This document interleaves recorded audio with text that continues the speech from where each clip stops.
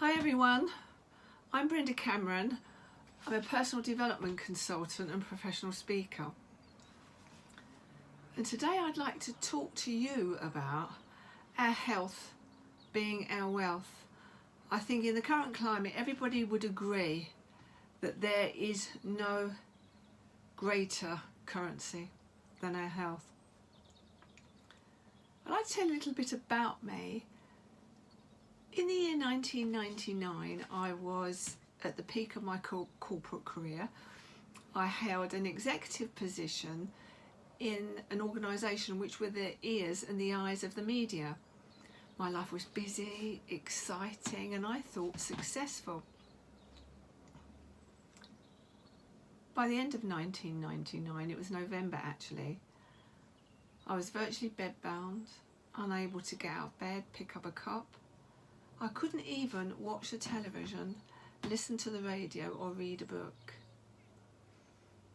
I'd become light and sound phobic, which meant that I couldn't bear to have sunlight shine on me. It hurt.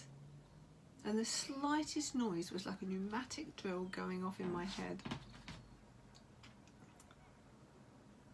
It almost felt like someone had removed the outer layer of my skin. The medical profession diagnosed me with the chronic illness known as ME, and they told me there is no cure. You're just going to have to learn to live with this illness. And I did for 8 long years. Many of those years were spent just laying, day after day, week after week, month after month, and year after year. My busy, exciting, so-called successful life that turned into what felt like a living death for me. Often too tired to eat, certainly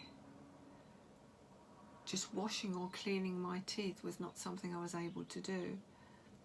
And often I was too tired even to sleep.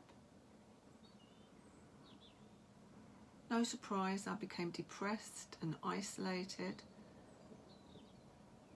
And retrospectively, I found out that many people with these kinds of obscure illnesses that the medical profession have no cure for actually end their lives.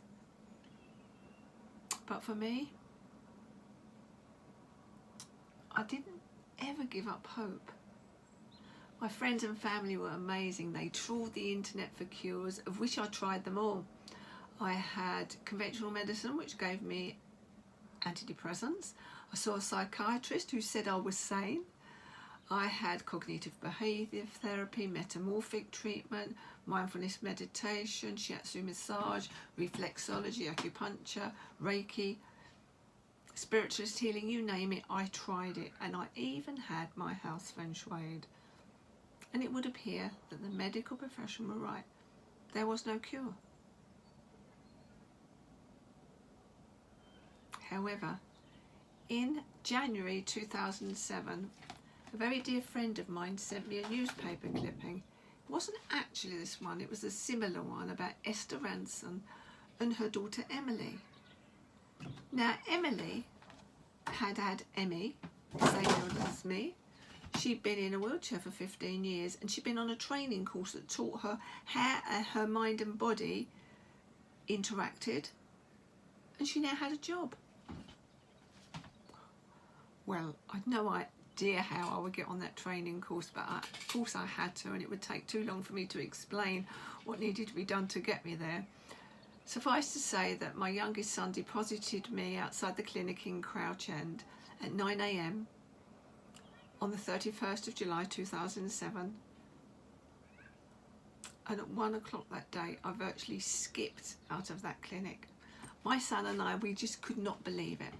We couldn't believe it. I spoke to him all the way home. I hadn't held a conversation for an hour in 8 years. I got back to my son's house and my granddaughters had never known me well. I took them to the park.